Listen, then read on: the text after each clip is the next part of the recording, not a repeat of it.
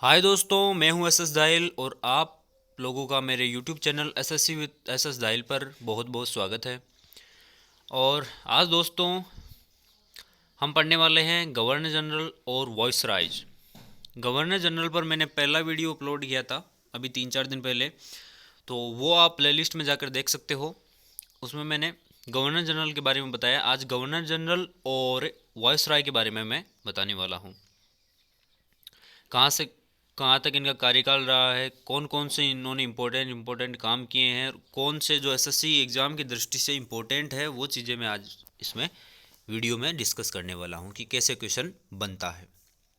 तो आप लास्ट तक बने रहिएगा और वीडियो को दोस्तों के साथ भी शेयर करिएगा आपको यदि अच्छा लगे, और चैनल को सब्सक्राइब ज़रूर करिएगा। तो स्टार्ट करते हैं लॉर्ड कैनिंग के साथ।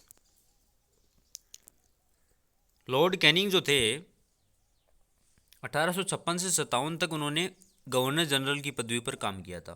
फिर 57 से लेकर 62 तक, यानी 1857 से लेकर 1862 तक उन्होंने काम किया था। 62 तक उन्होंने काम किया था वॉइसराय की पदवी के नाम पर। तो उनका रहा है, जैसे लोग ऐसे डाल देते हैं 1856 से लेकर, मतलब 56 से लेकर 62 लिख देते सीधा, लेकिन एक साल उनका गवर्नर जनरल की पदवी पर काम रहा है और फिर 57 से लेकर 62 तक रहा है उनका वायसराय की पदवी पर काम। ऐसे हम इसको डिवाइड करते हैं। तो कैनिंग जो थे वो भारत के पहले वायसराय भी कहा जाता है उनको, पहला वायसराय उनको कहा जाता है। उन्होंने कई काम किए जो हम डिस्कस करने वाले हैं। ऐसे पूछ ले कि यार भारत के पहले वायसराय कौन थे, तो लॉर्ड कैनिंग थे। और कब बने थे? 57 से लेकर 57 में, 1857 में बने थे। 62 तक उन्होंने काम किया वायसराय की पदवी पर। He had stabilize 3 universities in Calcutta, Bombay and Madras. उन्होंने अपने शासनकाल में बॉम्बे, मद्रास और कलकत्ता में 3 विश्वविद्यालयों की स्थापना की थी। और he was the first viceroy of India and stabilize first time income tax department in India.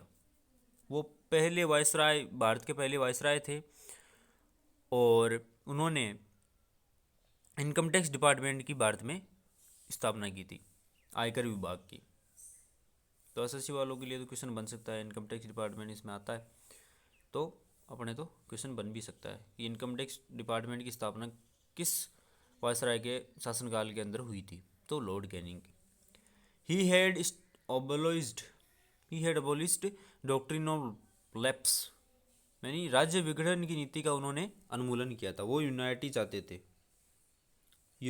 थे, मतलब राज्य विघटन, डॉक्ट्रिन ऑफ लैप्स, ये इस पद्धति का उन्होंने अनुमूलन किया था। ऐसे क्वेश्चन पूछ ले कि यार डॉक्ट्रिन ऑफ लैप्स पद्धति का जो नीति आई थी उसका विघटन किसने किया था, तो लॉर्ड कैनिंग ने किया था। भारत के प्रथम वायसराय और अंतिम गवर्नर जनरल ऐसे भी बोल दे तो लॉर्ड कैनिंग थे, और उन्होंने इनकम टैक्स डिपार्टमेंट की स्थापना की थी। तो चलो दोस्तों अब आगे बढ़ते हैं अगले वायसराय की तरफ। लॉर्ड मायो 1869 से लेकर 1872, 1869 टू 72, 1872 तक उनका कार्यकाल रहा है। He had stabilized Mayo college in Ajmer for Indian princes. भारतीय राजकुमारों के लिए पढ़ाई के लिए उन्होंने अजमेर में मायो कॉलेज की स्थापना की थी, जो कि इम्पोर्टेंट है। एग्जाम में कई बार एसएससी में पूछा गया है कि अजमेर में मायो कॉलेज की स्थापना किसने की, लॉर्ड मायो ने की थी। तो ये याद रखने में भी ज़्यादा कन्फ्यूजन नहीं है, मायो ने मायो कॉलेज की स्थापना की थी। He had started census but not completed. उन्होंने जनगणना की शुरुआत तो की पर कंप्लीट नहीं कर पाए थे वो, इसलिए ये भी क्वेश्चन बन सकता है कि जनगणना की शुरुआत कौन से वायसराय के शासनकाल में हुई थी, लॉर्ड मायो के शासनकाल में भी, और कंप्लीट किसके शासनकाल में भी, वो हम आगे पढ़ेंगे। आगे कौन सा गवर्नर क्या वायसराय आता है, लॉर्ड लिटन। उनका शासनकाल रहा है 1857 से 1880, 1876 to 80. There was a effective drought from 1876 to 80 and large effective areas Madras, Mysore, Bombay, some part of Punjab. उस टाइम इनके शासनकाल में बहुत अकाल पड़ा था, सूखा पड़ा था। मद्रास, मैसूर और पंजाब में आदि क्षेत्र उनके चपेट में आ गए थे। तो उन्होंने क्या किया, अकाल आयोग की स्थापना की। देखो यहाँ पर बताया गया है,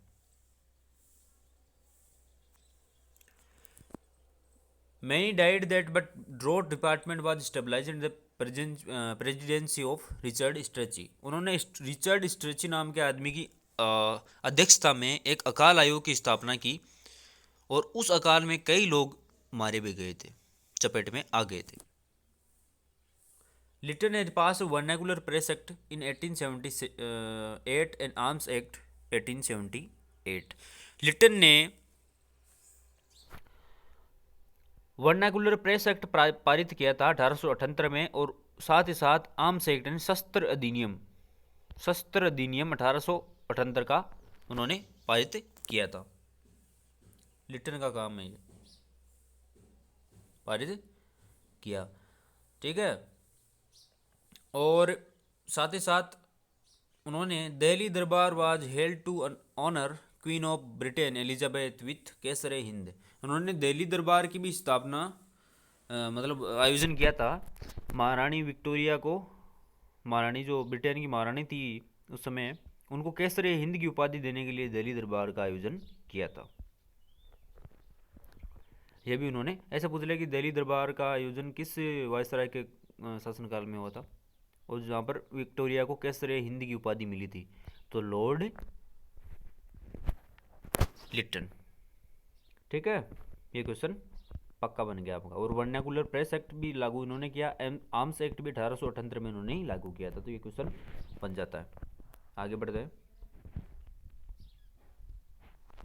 लॉर्ड रिपन, लास्ट, आज का लास्ट है। He had abolished the vernacular press act 1881।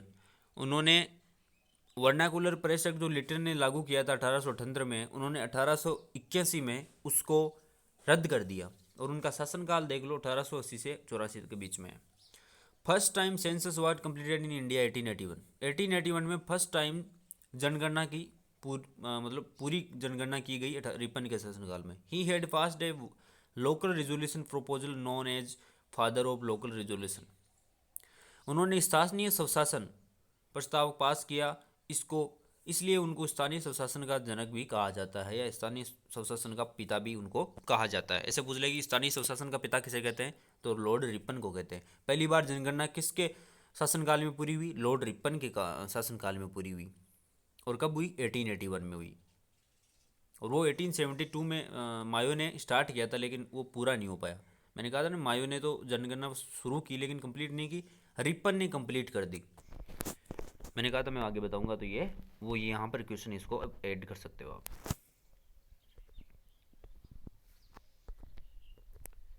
He had introduced Ilbert bill, Ilbert भी बोलते हैं इसे, इल्बर्ट भी नहीं, इल्बर्ट जो भी बोलो आप, इल्बर्ट, इल्बर्ट बोलो, इल्बर्ट बोलो, कोई दिक्कत नहीं है।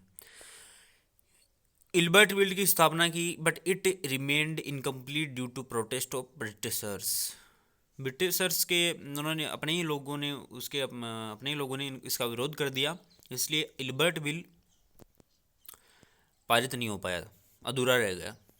तो ऐसा पूछ ले यार इल्बर्ट बिल किसने स्थापित किया था, तो वो लॉर्ड रिपन के शासनकाल में हुआ था, और जिसके कारण वो बिल अधूरा ही रह गया था, क्योंकि अंग्रेज़ों ने, उसके खुद के लोगों ने ही उसका विरोध किया था। तो चलिए दोस्तों, आज के वीडियो में इतना ही। कमेंट बॉक्स खाली पड़ा है, कमेंट करके बताओ कैसा रहा वीडियो, और आगे किन किन चीज़ों पे मैं बढ़िया बना सकता हूँ, और क्या क्या आपको पढ़ना पसंद है वो भी बताओ, और साथ ही साथ दोस्तों के साथ शेयर करो, और चैनल को सब्सक्राइब करो। Tata bye bye, see you in the next video.